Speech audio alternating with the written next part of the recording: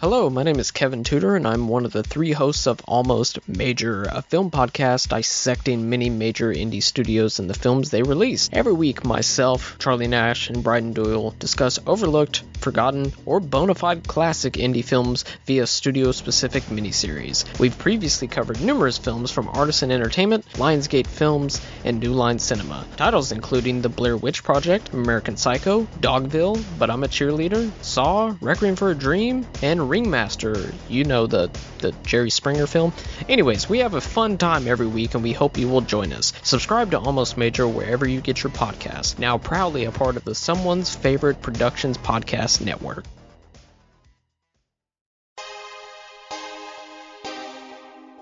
The audio commentary. It's a dying art form, but here at One Track Mind, I, your wonky yet affable host Ryan Luis Rodriguez, analyze film through the prism of these embryonic forms of podcasting, one audio commentary at a time. Masterpieces, crapster pieces, live action, animation, cult classics, films literally no one has ever heard of. No track is too small and no track is too big. Join me and my guests from the entertainment world as we keep these features alive every other Tuesday. Hey, who else is going to discuss Bill and Ted's Bogus Journey one week and Citizen Kane the next? Us, that's who. Sure, you have to put up with my voice, but there's a certain give and take in this industry. That's One Track Mind, part of the Someone's Favorite Productions family and available wherever you get your podcasts.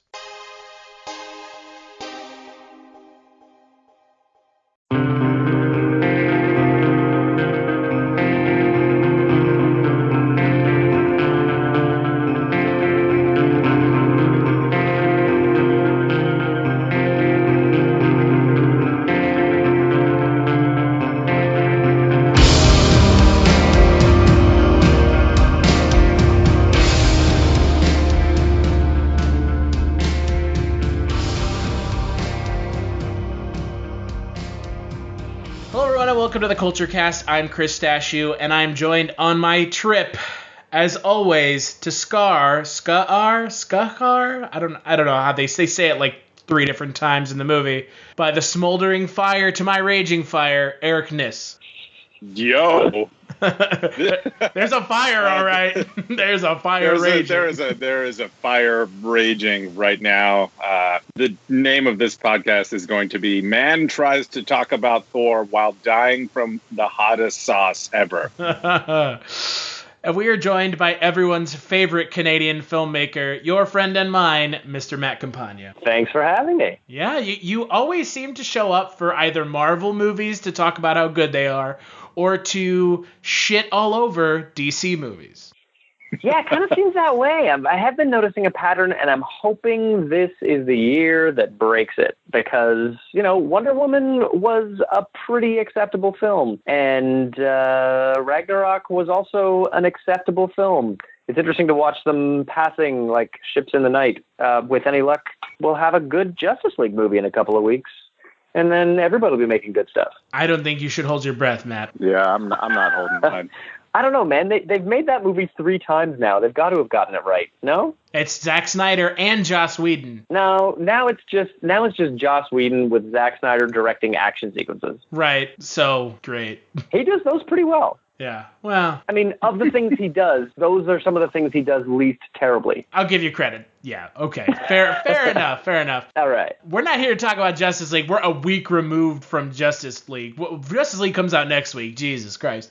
We're here to talk about the third Thor film. However, not the final Thor film. They haven't said it's the final one. They've just said it's the Thor one. The Thor one. The third one. It's the Thor It is the third Thor. Thor Ragnarok. The film stars Chris Hemsworth as the lovable Thor, as he is joined by the Hulk, Loki, and newcomer Valkyrie as they attempt to thwart Ragnarok, otherwise known as, if you're not aware of it from the comic books, the end of Asgard. So much has happened since I last saw you. I lost my hammer, like yesterday, so that's still pretty fresh. And then I went on a journey of self-discovery, where I met you.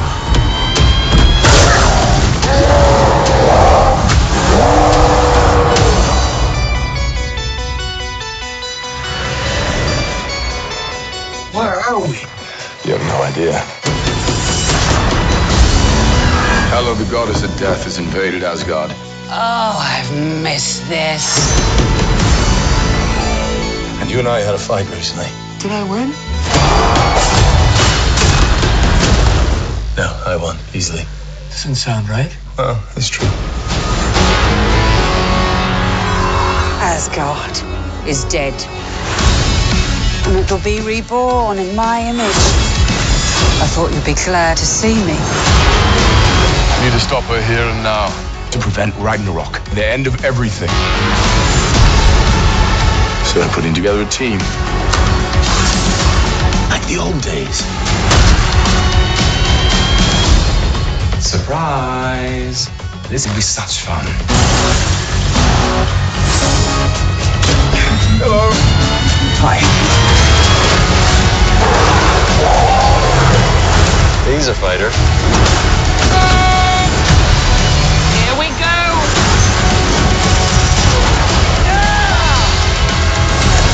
I'm not a queen or a monster. I'm the goddess of death. What were you the god of again?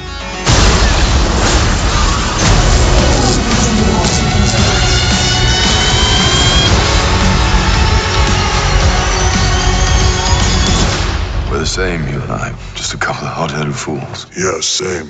Hulk like fire, Thor like water. Well, kind of both like fire. But Hulk like raging fire, Thor like smoldering fire. What did you think of Marvel's fucking third film this year? They are really just going for it this year. Well, it's funny. It's the third film they produced this year, but it's only the second one they released. Right. Because Sony technically made all the money. It's just Marvel spent all the money on making for the record, Spider-Man. that's the first time Sony made money on a movie this year. Hi-yo. Right? So, I mean, if it ain't broke, you should definitely keep letting them make all your movies for you, Sony. Disney knows what they're doing. Maybe just shut down the movie division completely and sell all the rights away and just leave. Right? Yeah. How's that? And keep making PlayStation. Yeah. That works. But what did I think? I thought it was easily the funniest thing Marvel has ever made. And I thought that it had a bit of Dark Knight Rises-itis in that there are two exceptional storylines that took years to tell in the comics that you cannot tell in 2 hours in a movie theater. But they tried, and they failed. What about you, Eric? I thought it was a lot of fun, man. Is it my favorite Marvel movie? Probably not, but I don't know. It's definitely the best. I walked out of the theater thinking, and probably audibly saying, that is far and away the best Thor movie that has come out so far. That bar is extremely low to jump over, though. I mean, I don't know. The first Thor is really awful. Is just no fun. I don't know. The first Thor movie is cool. It's better than any movie that Superman's ever been in. Ooh, that's shit. Also true. Yeah. Right? I'll shit on Christopher Reeves. I don't care if he's dead. Yeah, and I'll agree that the Thor movies are not good, but they are better than any Superman movies. Well, that's the thing, and Eric and I have talked about this before. The worst Marvel movie, and that's a debate that anyone that's a debate if you want to have a debate. The worst MCU movie, because we could talk about the worst Marvel movie. You know, yeah. But the worst MCU movie is still. Hello, filthy movie lovers. My name is Gentry Austin. And I'm Casey Scott. And we're the hosts of the Sin Syndicate, film podcast for something weirdos, anti-criterion bros, and Joseph Sarno aficionados. Join us semi-weekly as we peer into the adults-only theaters and sticky-floored cinemas of the golden age of sexploitation, when the morals were loose, the laws were murky, and the intercourse was all simulated. Find us now on the Someone's Favorite Productions podcast network.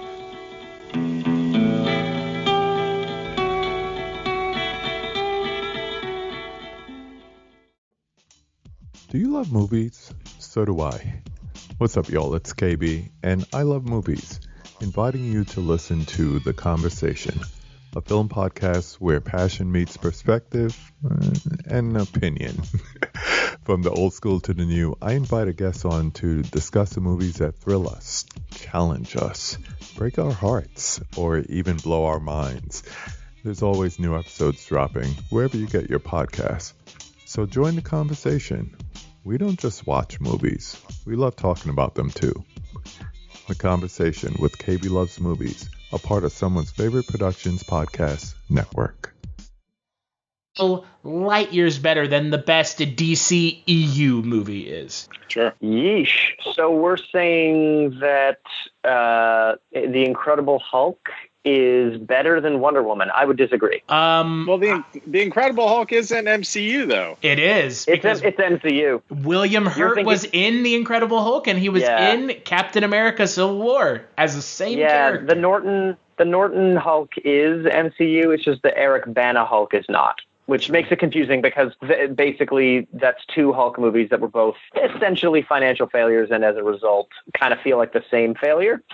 But one of them technically is MCU, whereas the other one was just Universal trying to make some money. And I know Eric will agree with me. I'm not a fan of Wonder Woman. I think that Wonder Woman was I don't know. I watch it. I've seen it 3 times now. The first time it was, okay, DC made a tolerable movie that isn't just a giant explosions buttfuck on screen a la Zack Snyder, and it wasn't, and it didn't take itself super seriously either, because that's what another issue that everybody had with the Zack Snyder films, where it was very dour and serious, and there was not a sense of fun. Wonder Woman had that sense of fun in the film. It was a much more lighthearted film, but unfortunately for Wonder Woman, it was also a very bland film, and a very straightforward film, and a very formulaic film. It was, Wonder Woman Captain America for DC. I mean, it was very similar to Marvel's Captain America. Oh, remarkably. But Wonder Woman had a good first act, an excellent second act, and a trash third act, which is not an uncommon thing for comic book movies to have. Like the second act of most comic book movies are just beautiful, and then the third act is garbage, is just a big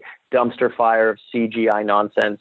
And to a certain extent, Thor Ragnarok suffered from the very same thing. You know, I would actually disagree with that. I felt like the third act of Thor Ragnarok was a lot more dialed down than most of these comic book movies' third acts have been. Oh, that's true. I mean, it certainly wasn't the usual monsters invade en masse and we shoot every single one of them. It was dead Asgardians invade en masse and we shoot all of them. It's the same frigging thing where it's a whole bunch of particle effects are attacking a whole bunch of other particle effects, and I just could not care less. Yeah, I think you're right about the third acts in comic book films kind of meshing together, but that's kind of what it feels like. I mean, there hasn't really been a third act in a comic book film, maybe Spider-Man, that doesn't feel like this is where we blow our budget on the film. Yeah, I mean, you've either got comic book movies where it's evil twinitis, and it's like, oh no, this Ant-Man and this guy who's basically evil Ant-Man, and then it's what's up, Logan? It's Captain America and this guy who's evil Captain America. And or Logan and also Logan.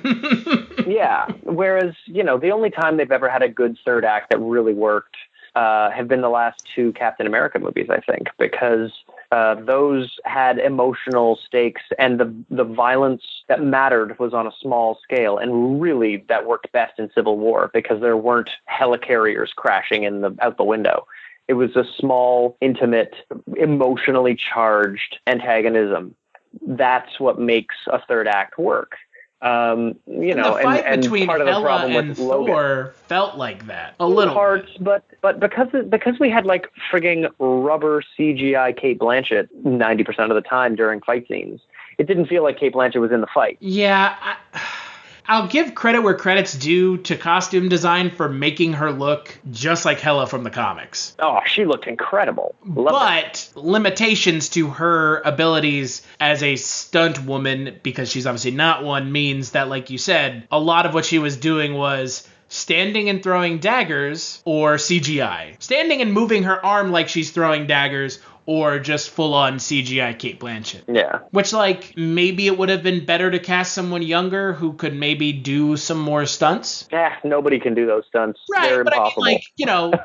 I don't know if they had someone younger, maybe it would have been like, well, maybe we can get a little bit more of a kinetic action feel out of it as opposed to holding Thor's head and being like, what were you the god of? Like, it just wasn't a satisfying climax for me. And I think a lot of it was because the people involved in the fight were kind of invented for this movie. And we're starting to see bigger, more interesting stories told in the MCU now. Even in Guardians of the Galaxy 2, Ego is a character that was introduced in theory in the very first Guardians movie. So when we see him in the second movie, he's almost been present for the entire Guardians of the Galaxy series. Whereas Hela shows up and you're like, okay, let's do some retcon, revise some history, and even change who she is in the comics. And we're going to make her into this other threat in this way. And it was just a big crank to turn in the opening act of a film. And also they reshot the scene where she shows up. Yeah. I don't know if you noticed how, like, horrifying that CGI was. Like, the green version screen. Shot that in... They shot that in an urban New York space, and it was going to be Loki and Thor meeting their father as like a vagrant. But they basically wanted to add more beauty to that moment in the film because there's so much of this that happens on a trash planet. And they realized that New York is basically a trash planet. So they moved it into something beautiful and meaningful in a Viking way.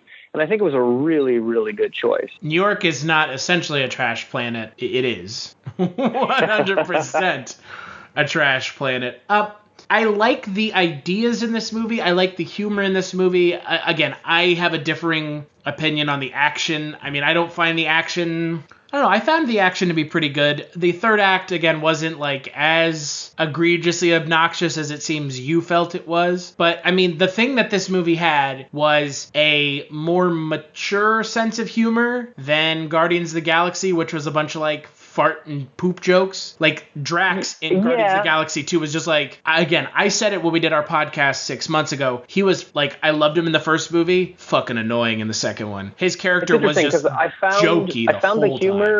The humor in Guardians wasn't necessarily less mature, I thought, because, I mean, we're talking about Ragnarok where there's jokes about hammers masturbating people. Like, there's toilet humor in it, but I just feel like Waititi delivers it in... Are you a film fan who loves the ultimate home video experience? Look no further than The Disconnected. Your host, Ryan Verrill, is your go-to source for the latest and most accurate information on home video releases, exclusive interviews with industry insiders and filmmakers, and has established a thriving community where every film and physical media enthusiast feels welcome. From hidden gems to blockbuster hits, The Disconnected brings you insider knowledge and a welcoming space to share your love of cinema. Watch every Thursday night at 9:30 Eastern, 6:30 Pacific for the live announcements show and follow The Disconnected on social media to stay updated. Subscribe to The Disconnected on YouTube or on the podcast provider of your choice and dive into a world where every movie night is an adventure. A way that feels more sophisticated, possibly because of the hilarious accent. I mean, Taika Waititi is a comedic director by trade. I mean, you know, What We Do in the Shadows, and Eric and I were talking about this earlier today. I mean, this film has that same sense of humor. Yeah. It feels very similar. Yeah, oh, absolutely. And I think, you know, James Gunn has a lot of humor in what he makes as well, but he made genre films that had humor in them, whereas Waititi has kind of always made comedies that happen to be genre. And I feel like that was the strong suit that managed to make Ragnarok into easily the funniest Marvel movie to date. Yeah, I would agree. Which is saying a lot, because this movie is essentially it essentially lands being a refugee story. Like there's some heavy shit that moves in this movie. There's the death of parents There's a serious identity crisis. There's slavery. There's a lot of stuff being pushed in this movie, and yet it is still so goddamn funny, and it fits in a really great way thematically. Better than it does from a story perspective. I find it really funny. I mean, you look at what Taika Waititi has done up until this point.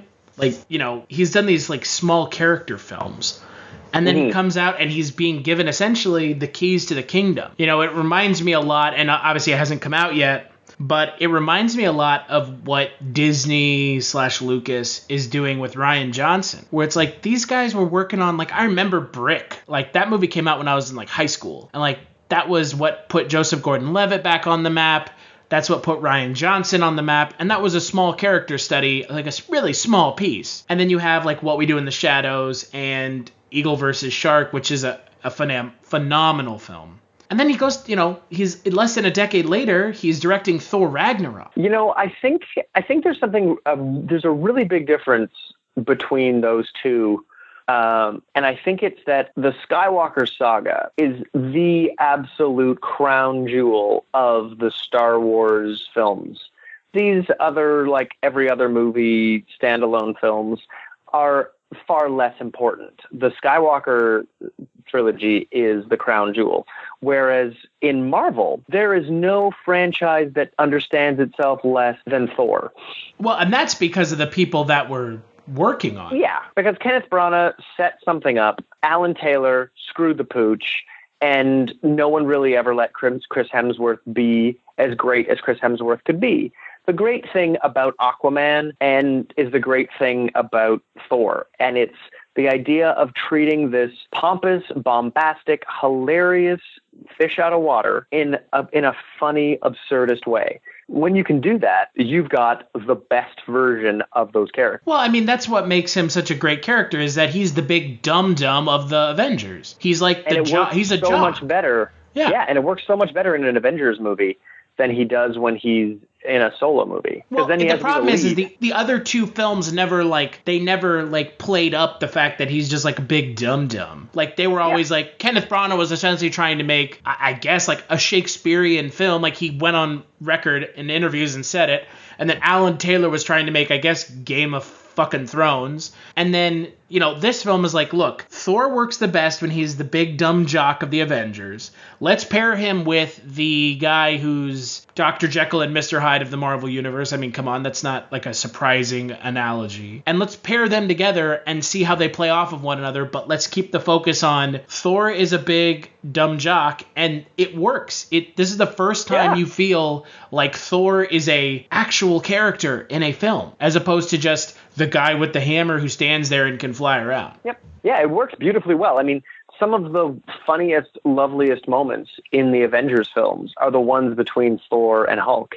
And it was so convenient that Marvel wasn't able to distribute a Hulk movie because Universal still owns the rights. So what do? You slip them into a Thor movie because we're a bit starved for those characters. We didn't have them when we caught up with our heroes during Civil War. And the convenience of it and the perfect the perfect way that it all lines up is great. Obviously, it's very planned. But the biggest problem I had with the film was that they were taking the Planet Hulk, the Sakaar storyline, and squeezing it into like 4 scenes in the entire film. And they were taking the Ragnarok storyline and they were squeezing it into the beginning and the end of a movie that is not really about either of those things effectively. The only thing it's good at doing is exploring this buddy comedy. That worked well. And that is a complaint that you and I would have. The general movie-going populace is not going to say, well, they took the Planet Thor storyline and ruined it, right? And we as informed comic book readers and Marvel nerds need to accept that. And it is unfortunate because the Planet Hulk storyline is great. It's not amazing because it plays into some of the tropes that kind of Marvel always does with those big storylines. They always kind of don't finish strong. But, you know, after watching Thor Ragnarok, I've gotten to the point where I need to accept that they're not going to do the storylines the way that I want them to, because they don't really have what's the word I'm looking for? They don't have the ability to take Planet Thor and do it as a 4 storyline film. They just don't. Just like they don't have the ability to take Civil War and do it as a 4 storyline film. You know, they don't have that. They don't have that as a studio, the ability to do that. Because if that were the case, Planet Hulk would have, or, you know, Ragnarok would have started in the first Thor movie. So I think, you know, it's unfortunate that they're taking these stories that are, you know, much loved by the comic book community like Planet Hulk. I mean, hell, even Logan did it with the Old Man Logan story. You have Ragnarok in this movie with Planet Hulk. You have Civil War in Captain America Civil War. But they're trying to tailor it to a cinematic format. And yes, does that water it down? Of course it does. When you're trying to, I mean, you know, when we did the podcast over The Snowman, a movie that was just absolute garbage, it's the same thing. You cannot effectively, for the most part, adapt a piece of literature, even if it's a comic book or a comic books are literature. I don't give a shit what anyone else says. You can't successfully adapt anything that's as long as any of these things are and please everyone. And I think that they were setting it on a planet that we're used to because they could, so that they kind of gave that little nod and a wink to the fans. But at the same time, they did their own thing with it. And was it as effective as the comic book? No. But did I expect it to be? Not at a shit chance in hell. So I think for me, like, I do agree with you, Matt, that it's unfortunate that they kind of bastardized Ragnarok and Planet Hulk, but at the same time, like, I think we as comic book fans at this point have to take a step back and say they're always gonna do this, unless it's on the TV shows like Agents of S.H.I.E.L.D. or Arrow or Flash, where they have the ability to do a 14-episode story arc. We just have to accept at this point that they're not going to do those stories in the way that we're, like, completely, used to. Well, I think you've got a very good point there. As comic book fans, we see both the cause and the effect, whereas your average moviegoer just gets the effect. And my wife hasn't read either of those arcs, but when she got out of that movie, she was like, that was really funny. The story was sort of nonsense. That was the effect that she got from it. And when you look at Dark Knight Rises, the effect was the story was nonsense. But when you look at Civil War, and you consider the fact that they kind of just did the first few issues of Civil War. They set up the Civil War. And that movie was tight. The characters and the emotions and the narrative all sung beautifully. Nothing was too out of place. Nothing was messy. The effect was that it worked. And the cause was that it wasn't overstuffed. And I think you're right. But when they take a comic book storyline and know exactly how much of it is going to fit and work really well, they serve the film best, and you wind up with a film that's just a far stronger film. Everything about Civil War worked so well. But they're adapting one as opposed to two. That's the problem. I think they were adapting like half of one. And I think but you know what I mean. That's the real trick. Knowing how much of it to use, I think, is the trick. Because the thing about Planet Hulk is really they only picked like a slice from 2/3 of the way through the story. I mean, they picked the fact that he's fighting on Sakaar. That's kind of it. Basically, yeah, he's a gladiator, and he's basically the champion. That's about all they took. That's like, and that is really like that in and of itself is just the premise of Planet Hulk. Like, that's not even like Planet Hulk is way crazier than that, because Planet Hulk ends up setting up World War Hulk, which was like a completely fucking insane story that worked sort of, but not really. And then Thor Ragnarok in and of itself is a fun, cool, exciting story. But again, I think Civil War worked because it was, look, this is Civil War. We're focusing on the Civil War storyline. And like you said, they knew which parts to take and which parts to leave out. The problem is you have a 2-hour film here and you're trying to adapt Ragnarok and Planet Hulk. And that doesn't work because like you said, you have to figure out which parts of which are okay and work and you're able to put on screen, but at the same time, you are going to have to cannibalize one or the other to make one or the other work. And that's what happened. Ragnarok got cannibalized. Planet Hulk, I'm saying this in quotations, Planet Hulk is the focus of this film.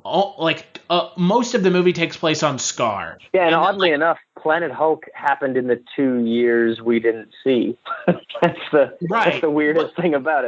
But not even though, because he didn't get married. It was like he was living out Ridley Scott's Gladiator on Sakaar, which is, again, that's perfectly fine. And if that's the part of Planet Hulk they want to take, awesome, because some of the other stuff just wouldn't gel with the character of Hulk from the films. In the comic book, he has a wife. Hulk doesn't need a son. Or a wife. He has that already. They made a point of showing Black Widow in this film and setting up that relationship again, if you forgot, which, again, if Marvel hasn't beaten it into your head that's what calms Hulk down by this point, I'm sorry, I don't know what to tell you. Oh my God, I've got to say, I really, really, really enjoyed the way that Thor just kept trying to say, sun's getting real low, sun's going down, sun's going down. Those were played for such beautiful comedic subversions. There were moments in this movie where they did the Point Break thing, so many beautiful moments in the last 7 years of Thor movies were so wonderfully executed and subverted and turned into great jokes in this. And it works because Thor just doesn't get it. Yeah. He just doesn't get it. I'm gonna poke my head into this conversation. Yeah, welcome back, man. Well, I mean, I've been here the whole time, mostly dying from hot tacos, but also listening to two people who actually read and pay attention to comic books. And I feel like as the non-comic book reader of this conversation, I have to voice my opinion about how these storylines affected the movie for me. And the short answer is, Matt, I'm going to have to agree with your wife that the movie's hilarious and it's a lot of fun, but narratively it doesn't really matter. It feels like I don't get enough stakes from either the whole Gladiator thing that happens on Sakaar with the Hulk, and I also don't get enough stakes to care about what happens on Asgard. I understand, at least at a very basic level, what's going on in both locations and why they are important to the story that I'm watching. Enough to where I'm not going to sit there in the movie and question it too much or freak out about, stuff that they're leaving out or whatever. But both the Ragnarok story definitely felt. Oh my God, my tongue is like 3 sizes bigger than it normally is right now. The Ragnarok story definitely felt a lot more rushed than what we'll just call the Planet Hulk story.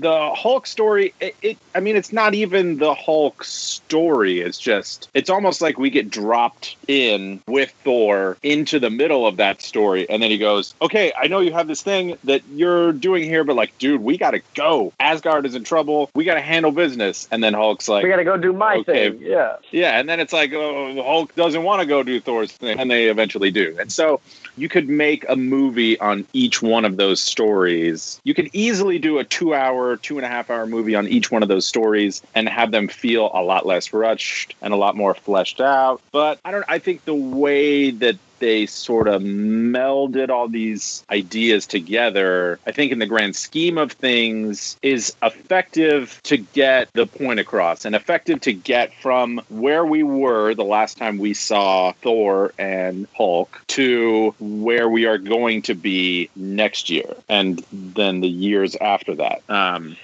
Yeah, I think you're right. We really did something interesting to Thor in this movie, which, the first movie was about him becoming a hero, kind of, even though he started it as the hero and then he became unworthy and then somehow he ended it worthy. The movie almost didn't need to exist, but he became a hero. Then the second one, he was still a hero. The thing about this movie that was cool from a character perspective is that we really got to see Thor go from being a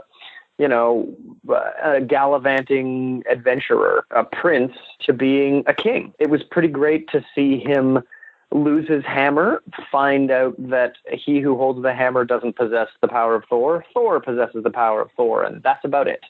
It's inner power, Matt. The power is inside you. The power is within you. Oh my God. I could not have rolled my eyes harder if I tried. Okay. No. That shit is so cliched at this point. Like, fuck off with that nonsense. Really, like, the power. Well, You always had the power of Thor, but it's like, oh, come on, like, just leave that line out. Yeah, it's a bit of a dumb little retcon, because ultimately it's not inside of him. It is the hammer, and that's a strange choice to make, because ultimately Thor becoming Odin, essentially, is putting him in a neat place. I think it unfortunately makes him less fun right after we realize that Thor is so goddamn fun. And it puts us in a place where, he's got a very heavy refugee story that needs to be told now. And if you sat through enough of the post-credit scenes, when Thanos' ship arrives, it's really bad news for Asgard. But all of these things are very dour and very bleak. And we sadly just found out that Thor is really fun and hilarious.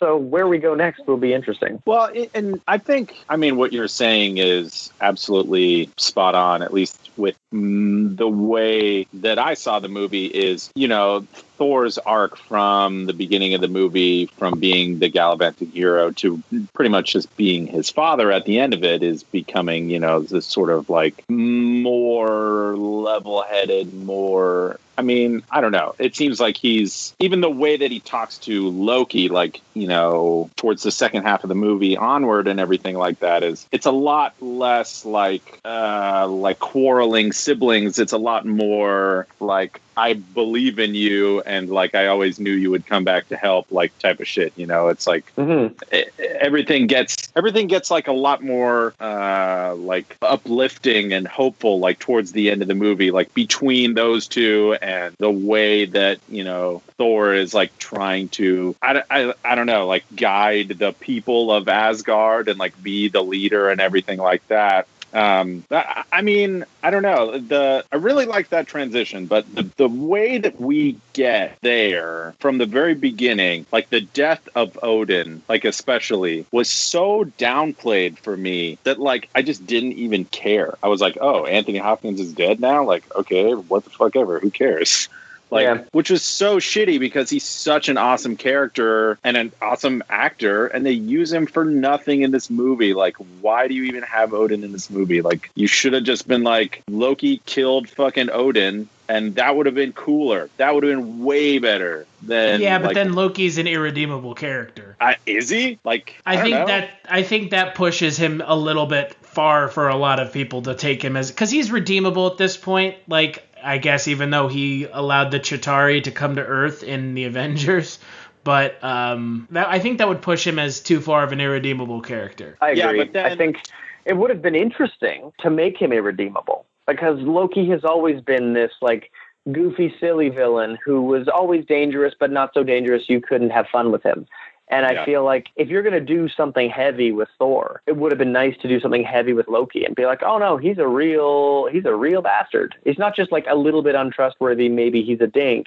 No, he's a cold-hearted killer. He's a villain. That would have been an interesting choice to make with him. Yeah, I just wanted something that was like a little bit more substantial, like then Odin just got old and decided it was time to go. Like, that's pretty, I don't know. I just didn't care. I just didn't care enough. And then, okay, Odin is the only thing holding Hela back. So, like, the second Odin's gone, Hela's like, what up, dudes? I'm here time to kill something. Like, kick some ass and fucking take the throne. I was like, whoa. That's it? Like, he's just gone and now you get to show back up? Like, what the fuck? Once I got past that sequence, the rest of the movie was smooth sailing, like, for the most part. But that sequence to me was so, like, what? Like, what? Okay, Odin's just gonna... We just found out where he was, and he's gonna just die now? Like, he's just... Okay, I guess Odin's not important. So the past, 2 movies where the story has pretty much revolved around Thor and Loki and their relationship with their father, all of that doesn't mean anything because Odin just decided he was gonna die. And that's what's gonna cause all Hela to break loose. Boom!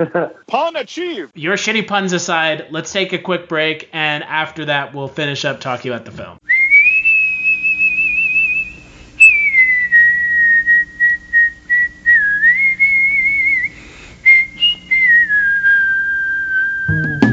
Who is Carl Kolchak? He's a reporter.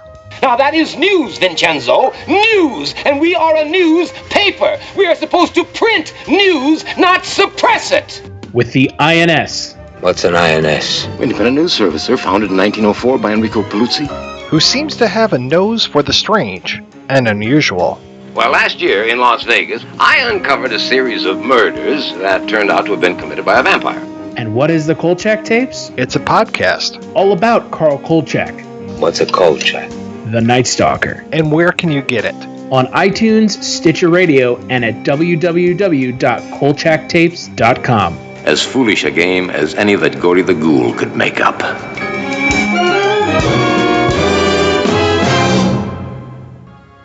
Movies have become a portal to a vast and growing pop culture universe, but you don't need to go over the rainbow to get your pop culture fix. Just head to Rainbow Comics, Cards, and Collectibles. They are your one-stop shop for comics, toys, posters, games, and more. Not a pop culture nerd? No problem. They have something for everyone, including a wide array of sports cards, collectible card games, even memorabilia. Stop by one of their 2 locations today. The flagship location at 3310 South Minnesota Avenue, Sioux Falls, South Dakota, or their newest location at 1501 Pine Lake Road, Suite 17, Lincoln, Nebraska. Most importantly, don't forget to add them on Facebook for pop culture news, weekly live videos, and special events. Here's what some people are saying about the Projection Booth podcast. Week after week, I'm mesmerized by the focus given great films and questionable films alike. But every episode is a learning and entertaining experience. This is hands down the best movie podcast. They cover so many different genres across so many years, from obscure movies to blockbusters. If there's only one podcast about movies and cinema that you listen to, make it this one. The Projection Booth Podcast, with new episodes available every week at projectionboothpodcast.com. All right, we're back, and we are finishing up talking about Thor Ragnarok. So we've kind of already talked about how this film stacks up against the other, I would say, top-tier level Marvel films. Sure. The last couple things I'm curious y'all's thoughts. The role that Jeff Goldblum played in the film. Oh my God! Just the best. So frigging fantastic. Just let Jeff Goldblum be Jeff Goldblum. Yeah, the man is pure magic. God, I was so happy. I was the most happy person. I was dying every time he was on screen. Even the hologram of Jeff Goldblum, I was like, oh my God, this is amazing. It lived up to the promise of Jeff Goldblum in a Marvel film. Absolutely. And I'm really hoping that we get to see him and his brother. I want to see the Collector and the Grandmaster together. Because dude, that's what I'm saying. That would be beautiful. That would be pretty hilarious. Unsung comedic hero of this movie is Taika Waititi himself. Oh my God, his Korg is incredible. Oh my God, it was so funny. Like, hey man, every time he fucking comes up on somebody that's just laying face up on the ground, hey man, just like, what the fuck? That's what you're gonna lead with? Like, hey man, we're gonna jump on this ship. You want to come? Like, what the fuck? Do you want to have your mind blown? So he's a rock monster, right? Why did his revolution fail? Because he didn't have enough paper. Yeah, it's so good. And then he kills the scissor monster by accident at the end of the movie. So good. Such fucking 2-hour-long joke payoff. Are you fucking serious? Oh my God, I didn't even realize. Paper beats rock, but rock beats scissors, dude. Like, so good. My God. I had been reading a couple kind of people complaining that his character kind of takes the piss out of the end of the film. We haven't really talked spoilers, and I think it's best if we don't. But there's a scene at the end of the film where Taika Waititi's character, Korg, he has a line that it takes it's a little like I found it funny. I laughed out loud. But I could see people getting upset because it's supposed to be like this emotional moment. But I thought it was fucking hilarious. I died. There was never a punchline that I didn't love from that guy. He was fantastic. Yeah, I think because that is supposed to be an emotional scene, but at the same time, man, that is some next level hilarious shit. Yeah, I mean, I definitely appreciated the complete and utter severing of any emotional weight that was there in 1 second when that line was delivered. And the thing about Marvel movies is that they very rarely allow us to take in a genuine, earnest, emotional moment. They're almost always undercut with humor. And honestly, I think it's a bit of a crutch. It's a bit of a weakness of Marvel movies. I wouldn't say Ragnarok is the perfect place to do it. It's when that happens in Civil War that it's a little Marvel's afraid of emotion.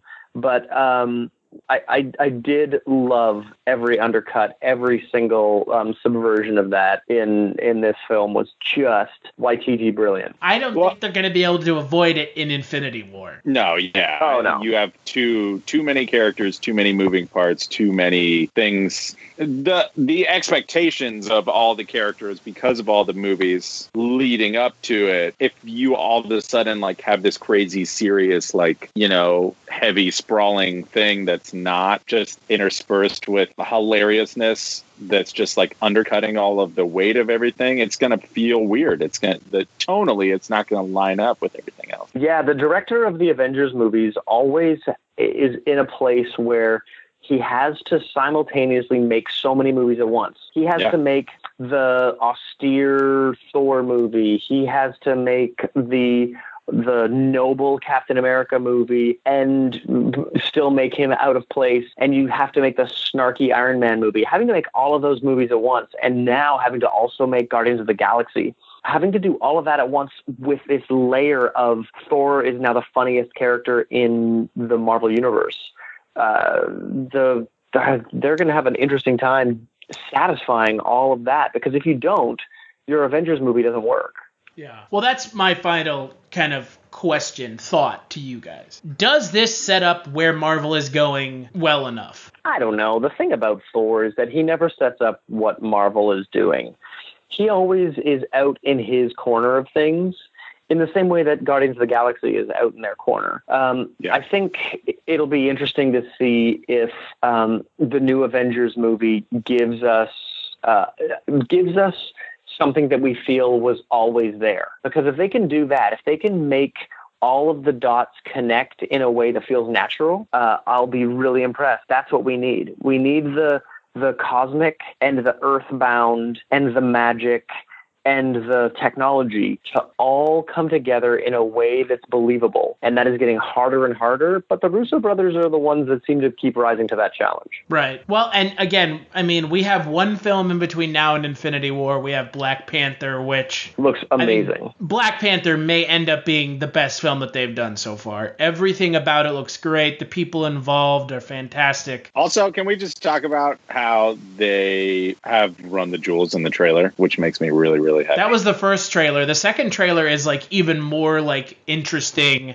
Yeah. It's sampled like spoken word, and they really whoever's cutting these trailers, I just want them to make a movie. Who's cutting these trailers? They not the people that are cutting the Suicide Squad trailers. That's the thing. The people who are cutting trailers should only ever cut trailers, because when they're given entire movies to do, it's a fucking mess.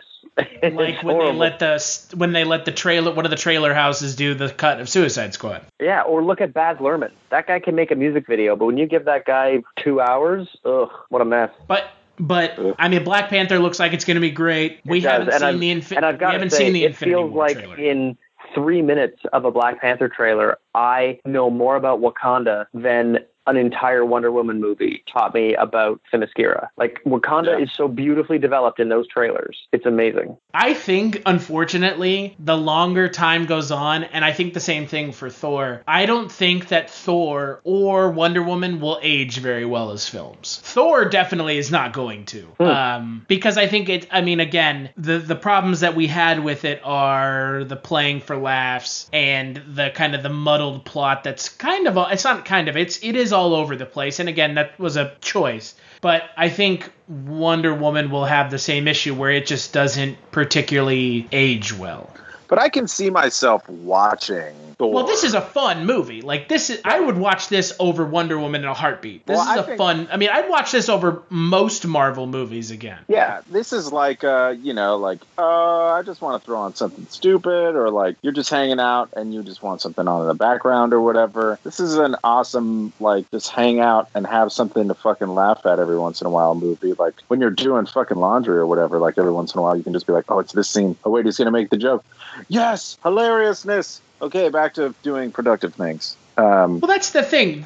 Up until this point, Marvel movies have been Marvel movies with comedy. I would go as far to say that this is a comedy that happens to be a Marvel movie. Yeah, but it's a $180 million joke delivery system. That's crazy. Hey, you know what? It fucking works. It fucking works. In the context of this movie, it's totally acceptable, and it's totally awesome. It's kind of like Blade Runner, right? Blade Runner 2049 was a $150 million art house piece. Mm-hmm. This is a $150 million fucking comedy, which comedies don't ever cost $150 million. Nope. But it's made its money back already, so I guess that's working out. Yep. That's right. That's completely right. So, Matt, what would you give Thor Ragnarok out of 5? Oh, I'd give it 5. It does everything I want out of a Thor movie. It was great. I don't expect much from a Thor movie, and this thing just blew me away. It was so much better than any Thor movie had ever been. So, as a Thor movie, 5 out of 5. What about you, Eric? God, I'm going to give this movie a solid 4 out of 5. As a Thor movie, if the only other 2 movies that we have to base off, it's a 10 out of 5 in comparison to the other 2 Thor movies. But I think my issues with the story and it feeling rushed, and the movie really does feel like the whole thing is a 2-hour awesome running joke, which is amazing and great. But the story that the movie is trying to tell, or the stories that the movie is trying to tell, get lost in that. And I don't know. I think, what are you going to do? Are you going to make the movie 3 hours long so that you can spend more time explaining what the fuck is happening? No, because nobody's going to watch a 3-hour-long Thor movie. And I don't think you could you could turn either one of these stories into a full length by themselves, but I think they almost work better in conjunction with each other. So, I don't know. I think it's a solid 4.5 out of 5 for me. I'm going to give it a 5 out of 5. I'm with Matt. Again, I hated the first 2 Thor movies. I have gone on record in saying that Thor 1 is the only redeeming parts of Thor 1 are what Thor Ragnarok is the entire film of. It's Thor being a big dumb shit on Earth and being a fish out of water. Those are the parts that worked for me in Thor 1. Thor 2 is just in no way, shape, or form a film that people should watch unless they really want to get the whole Marvel Cinematic Universe experience, but nothing really happens. It's the last time we see Natalie Portman, and Natalie Portman didn't even want to be in anything past Thor, which, by the way, terrible person to cast in any movies like that anymore are quote-unquote serious actors. Like Natalie Portman. Anthony Hopkins used to be in that boat, but motherfucker's in Transformers, so... Although we got Sam Neill playing an actor playing Thor. The two best yes. Of all time. So good. Sam Neill and Matt fucking Damon. I love that surprise shit. Matt Damon. Oh my god. I almost seriously crapped my pants when I saw that in the theater. I was like, oh my God, what? I mean, look, Matt Damon has been in a better comic book movie than Ben Affleck has, and Ben Affleck's been in 3 at this point. Oh shit! It's amazing. So suck it. I'd give it a 5 out of 5 for sure. I mean, it's a lot of fun. Yeah, is the story all over the place? Sure, but again, the story in this film somehow makes more sense than in the first 2 Thor films. Mm-hmm. So take that with what you will. It's just a more compelling story for sure in this movie. What do you guys think the film has on Rotten Tomatoes? Oh, I'd say it's in the 90s. It's probably at 90-something. 93. All right. Exciting, funny, and above all fun, Thor Ragnarok is a colorful cosmic adventure that sets a new standard for its franchise and the rest of the Marvel Cinematic Universe. I'd like to point out that Thor Ragnarok, by the way, Eric, is higher rated on Rotten Tomatoes than Blade Runner is. I give up. I'm never going to the movies again. Yeah, Blade Runner, second best movie of the year, but not being treated as such by the movie-going public, unfortunately. Guys, I haven't even seen it. Yeah. Oh, dear God. I was planning on seeing it, and then I just didn't get around to it because I don't care enough. I think that's basically why Blade Runner failed at the box office, because nobody quite cared enough. It's a 3-hour art house film made on the Blade Runner nostalgia brand when people didn't realize that Blade Runner nostalgia is not a thing. Well, it certainly isn't an audience that's going to come out in droves. No. It's for a 3-hour film. Yeah. It's an amazing movie, though. I believe it. It's great. I believe it's great. I just can't be bothered. I'll get around to it. It's a shame, too, because it's one of those films that, like, almost necessitates you see it on the big screen. Yeah. The bigger I believe it. the better. Yeah, I believe it. Well, let's take one more break, and we'll play a preview for next week's show.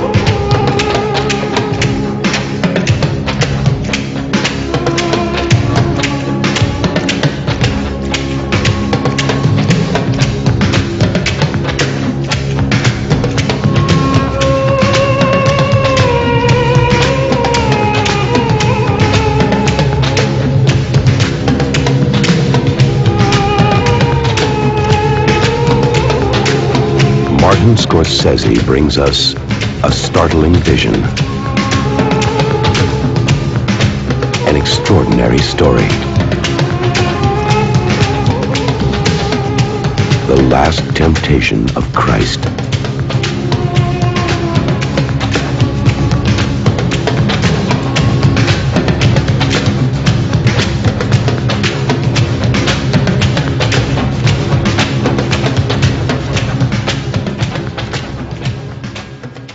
That's right. Next week, we're going to be talking about Martin Scorsese's most controversial film, The Last Temptation of Christ. I haven't seen it in a decade, so I'm looking forward to revisiting it. Matt, what have you been up to since the last time we spoke with you? Oh, I've actually been working on the second season of Tactical Girls, which is going to have a much larger budget and an incredible cast of actors I'm very excited to not be able to announce yet.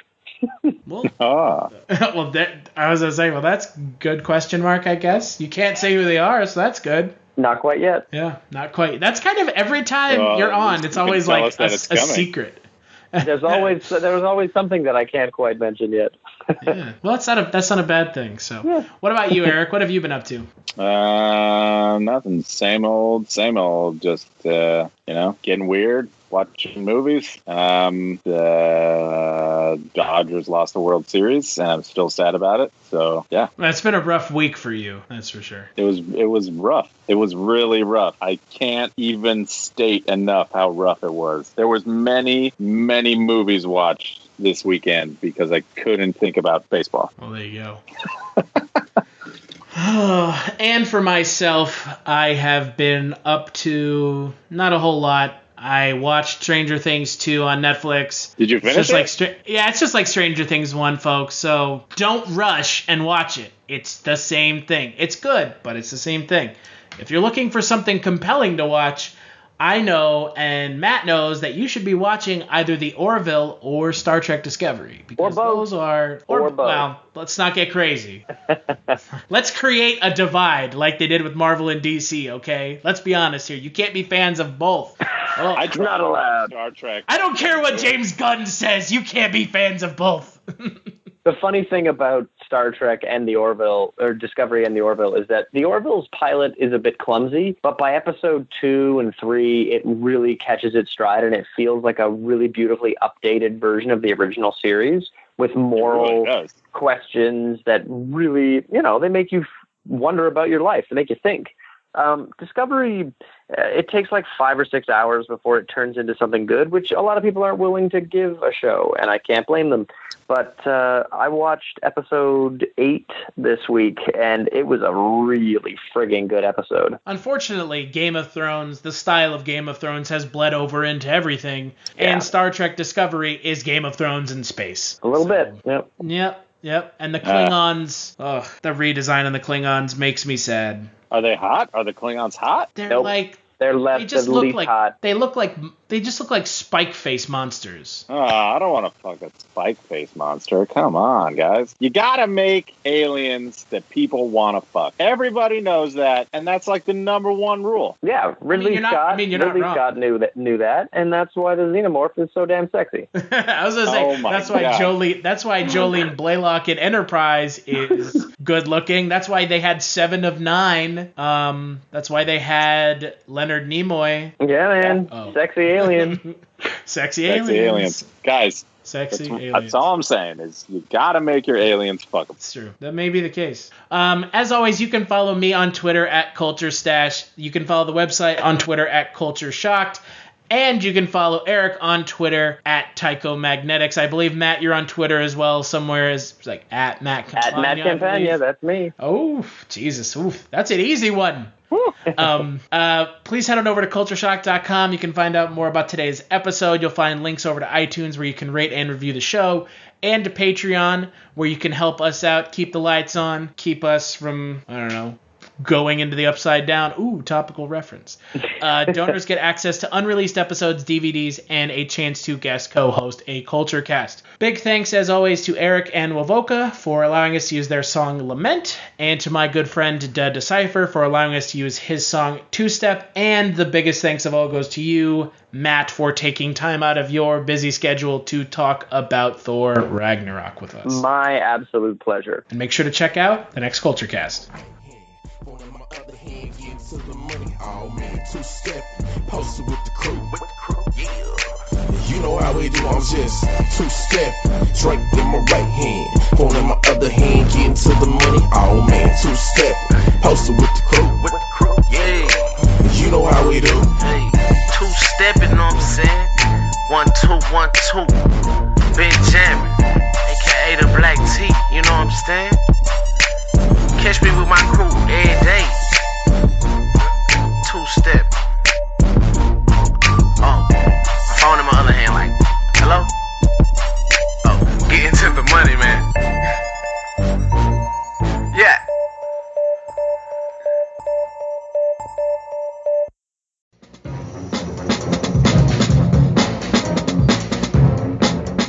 Hello, this is Aaron West. I am the author of the A24 New Wave.